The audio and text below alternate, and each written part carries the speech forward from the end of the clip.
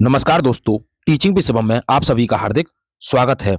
Paper 2 21 जनवरी 2024 हिंदी की सटीक और सबसे तेज आंसर की। तो ये है गद्यांश और गद्यांश पर आधारित क्वेश्चन है। तो आइए पहला क्वेश्चन है, विशेषण विशेष्य का उदाहरण नहीं है। तो विशेषण विशेष्य का उदाहरण नहीं है तो हो जाएगा ऑप्शन नंबर 2 मानव और अस्तित्व। क्वेश्चन नंबर 92 है, 91 से शुरू है। उल्लेखनीय परिवर्तन से तात्पर्य क्या है? तो उल्लेखनीय परिवर्तन से जो तात्पर्य है वो है महत्वपूर्ण परिवर्तन। ऑप्शन ए इस प्रश्न का सही आंसर हो जाएगा, महत्वपूर्ण परिवर्तन। नेक्स्ट अगला क्वेश्चन है, मानव के कौन कौन से तीन पक्ष हैं? कौन से तीन पक्ष हैं ये आपको बताना है। क्वेश्चन नंबर 93 का सही आंसर हो जाएगा भौतिक, मानसिक और आध्यात्मिक। गद्यांश के आधार पर ऑप्शन 3 इस प्रश्न का करेक्ट आंसर है। 94 क्या कहता है, उन्नति प्राप्त करने के लिए आवश्यक है कि मनुष्य मनुष्य क्या करता है? तो इस क्वेश्चन का सही आंसर है अपनी कमियों को जान ले। ऑप्शन ए इस प्रश्न का करेक्ट आंसर है अपनी कमियों को जान ले। ये सीरीज एन का है, आप आपकी जो सीरीज है आप उसी के अनुसार मिला लें। आइए अगला क्वेश्चन है, प्रगति प्राप्त करने का व्यवस्थित तरीका किसके पास नहीं था? ये आपको बताना है। तो इस क्वेश्चन का सही आंसर होगा आदि मानवों के पास नहीं था। ऑप्शन 3 इस प्रश्न का करेक्ट आंसर है। अगला है, गद्यांश के आधार पर कहा जा सकता है कि क्या कहा जा सकता है? क्वेश्चन नंबर 94 का परिवर्तन मानव जीवन का सत्य है। ऑप्शन ए इस प्रश्न का सही और सटीक आंसर है। नेक्स्ट अगला क्वेश्चन है, मानव शब्द में किस प्रत्यय और उपसर्ग का प्रयोग संभव है? ये आपको बताना है। तो बताना है कि हो जाएगा ऑप्शन नंबर 4 ये और आ। ये और आ, ऑप्शन नंबर 4 इस प्रश्न का करेक्ट आंसर है। नेक्स्ट अगला क्वेश्चन है, आदि मानव ने क्षेत्र में प्रगति की परंतु क्षेत्र में प्रगति नहीं कर सका। तो कौन से क्षेत्र में प्रगति नहीं कर सका? तो इस क्वेश्चन का सही आंसर हो जाएगा भौतिक और आध्यात्मिक। ऑप्शन 2 इस प्रश्न का करेक्ट आंसर है। 99 में क्वेश्चन है, आध्यात्मिक शब्द में एक प्रत्यय लगाने पर शब्द बनेगा। तो कौन सा बन जाएगा? 99 का क्वेश्चन का सही आंसर हो जाएगा आध्यात्मिक बनेगा भाई। ऑप्शन 2 इस प्रश्न का करेक्ट आंसर हो जाएगा आध्यात्मिक। अगला क्वेश्चन है नेक्स्ट, ये है भाई गद्यांश। इस गद्यांश पर आपको पढ़ करके क्या बताने है भाई? आंसर बताने हैं पंक्तियों को पढ़ करके। आइए अगला देखते हैं, पद यानी कि पद और गद्यांश। तो ये है 16वां क्वेश्चन, समूह से भिन्न शब्द युग्म बताना है आपको, यानी कि शब्द समूह से भिन्न शब्द बताना है आपको। तो कौन सा हो जाएगा? तो इस क्वेश्चन का जो सही आंसर हो जाएगा वो हो जाएगा आपका भी ऑप्शन नंबर 4 हार और बिहार। ऑप्शन 4 इस प्रश्न का करेक्ट आंसर। अगला है, कविता में सर्वाधिक बल दिया गया है। तो किस बात पर बल दिया गया है? ये दिया गया है भाई सत्य पर। ऑप्शन 2 इस प्रश्न का करेक्ट आंसर है सत्य। नेक्स्ट अगला क्वेश्चन है, यदि चैनल पर नए हैं तो चैनल को भी सब्सक्राइब भी करें और दोस्तों को शेयर भी कर दें। कविता के अनुसार राही की विशेषता क्या है? तो 102 का क्वेश्चन का सही आंसर हो जाएगा हर परिस्थिति में कार्यरत रहना। ऑप्शन 3 इस प्रश्न का सही और सटीक आंसर है। 103 में क्या कहता है? कविता के अनुसार किसी भी स्थिति में हो सकता है। तो 103 में क्वेश्चन का जो सही आंसर है स्वाभिमान बना रहना चाहिए। ऑप्शन 2 इस प्रश्न का सही आंसर है। 104 अंधकार का प्रतीक नहीं है। तो 104 में जो क्वेश्चन है इसका सही आंसर हो जाएगा समाधान अंधकार का प्रतीक नहीं है। ऑप्शन 3 इस प्रश्न का करेक्ट आंसर है। 105वें क्वेश्चन का क्या है? इस कविता का मुख्य स्वर क्या है? इस कविता का मुख्य स्वर आपको बताना है। तो हो जाएगा ओज। ऑप्शन ए इस प्रश्न का सही आंसर है ओज। नेक्स्ट अगला क्वेश्चन है, 106वां क्वेश्चन है, उपचारात्मक शिक्षण किसके लिए है? तो उपचारात्मक शिक्षण किसके लिए है? ये हो जाएगा भाई उन शिक्षार्थियों अध्यापकों के लिए जिन्हें अपने शिक्षण अधिगम युक्तियों और समझने और बदलने सुधार लाने की जरूरत है। ऑप्शन 2 इस प्रश्न का सही आंसर हो जाएगा।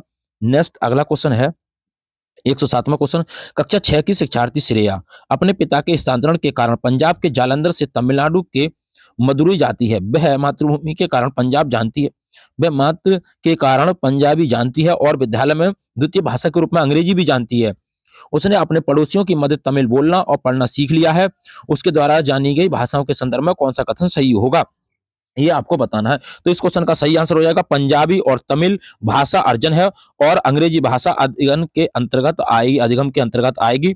ऑप्शन 4 इस प्रश्न का सही आंसर हो जाएगा। नेक्स्ट अगला क्वेश्चन है, निम्नलिखित में से कौन सा विस्तृत पठन का उद्देश्य नहीं है? ये आपको बताना। क्वेश्चन नंबर 108 का सही आंसर हो जाएगा व्याकरण अधिगम के लिए पठन। ऑप्शन 2 इस प्रश्न का सही आंसर है। अगला है 109वां क्वेश्चन, शिक्षण की वह विधि जिसमें अध्यापक और 4 विद्यार्थी विभिन्न भूमिकाओं के साथ एक सहयोगात्मक अधिगम समूह का पठन करते हैं। पाठ्य वस्तु की विषय वस्तु पर संवाद किया जाता है जिसमें समीपस्थ विकास का क्षेत्र सृजित होता है और परिणामतः पठन बोध में सुधार होता है। इस विधि को क्या कहेंगे? तो 109वें क्वेश्चन का सही आंसर हो जाएगा पारस्परिक शिक्षण कहेंगे। ऑप्शन ए इस प्रश्न का सही आंसर है। नेक्स्ट अगला क्वेश्चन है, 110वां क्वेश्चन है, वह भाषा क्या है जिसका प्रयोग हम दिन प्रतिदिन के लिए करते हैं, आमने सामने की अंतःक्रिया के लिए करते हैं, तो वो क्या कहलाता है? तो 110वें क्वेश्चन का सही आंसर हो जाएगा बुनियादी अंतर्व्यक्ति संप्रेषण कौशल। ऑप्शन ए इस प्रश्न का सही आंसर हो जाएगा 110वें क्वेश्चन का। आइए 111वां देखते हैं। एक शिक्षार्थी किसी विशेष जानकारी प्राप्त करने के लिए समाचार पत्र से समाचार पढ़ती है, इस पठन को क्या कहते हैं?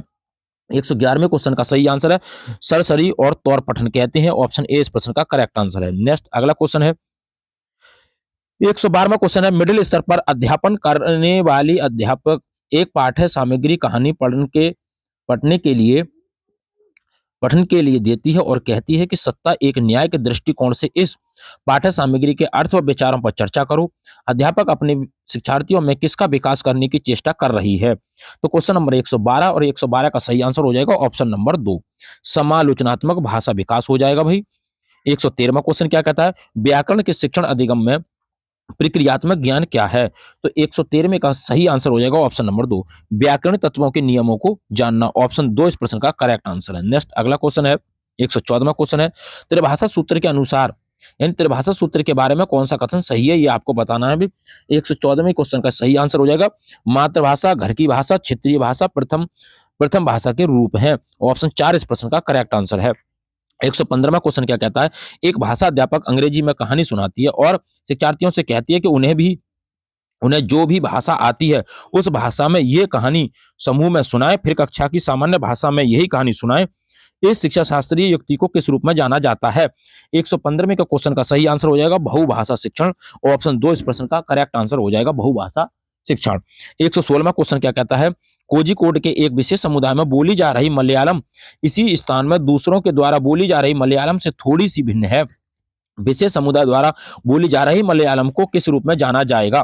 तो 116वें क्वेश्चन का सही आंसर हो जाएगा मलयालम की क्षेत्रीय बोली है, मलयालम की क्षेत्रीय बोली है। ऑप्शन ए करेक्ट आंसर हो जाएगा। नेक्स्ट अगला क्वेश्चन है, अंतर्भाषिक पहचान क्या है, ये आपको बताना है। 117वें क्वेश्चन का सही आंसर हो जाएगा शिक्षार्थी के निर्णय कुछ तो सहजात भाषा में और कुछ लक्ष्य भाषा में समान होते हैं।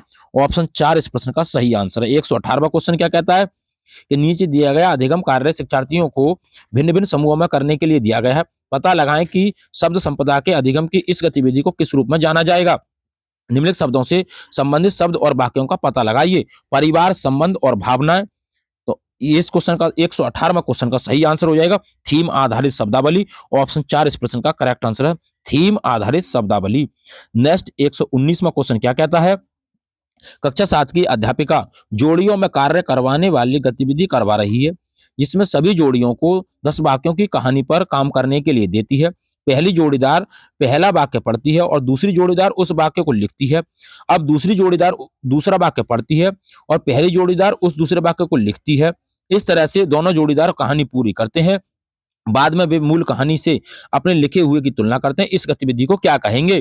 पारस्परिक श्रवण कहेंगे, वाक्य श्रुतलेख कहेंगे, पारस्परिक श्रुतलेख कहेंगे या पारस्परिक लेखन कहेंगे? तो ऐसी कहानी को कहते हैं भाई पारस्परिक श्रुतलेख। ऑप्शन 3 इस प्रश्न का करेक्ट आंसर हो जाएगा पारस्परिक श्रुतलेख। नेक्स्ट अगला क्वेश्चन है, निम्नलिखित में से कौन सा संकेत भाषा के बारे में सही नहीं है, ये आपको बताना है। संकेत भाषा प्राकृतिक भाषा है, संकेत भाषा की व्याकरण नहीं होती। तो ऑप्शन 2 इस प्रश्न का करेक्ट आंसर हो जाएगा संकेत भाषा की व्याकरण नहीं होती। तो उम्मीद करता हूं दोस्तों कि हिंदी की जो पेपर 2 की प्रश्न थे आपने आंसर की मिला ली होगी। तो आपका स्कोर कितना रहा ये भी कमेंट बॉक्स में बताएं। यदि वीडियो अच्छी लगी हो तो वीडियो को ज्यादा से ज्यादा शेयर करें और लाइक करें और कमेंट बॉक्स में अपना सुझाव अवश्य दें। चैनल पर नए हैं तो चैनल को सब्सक्राइब करें। ऑल द बेस्ट, थैंक्स, जय हिंद, जय भारत।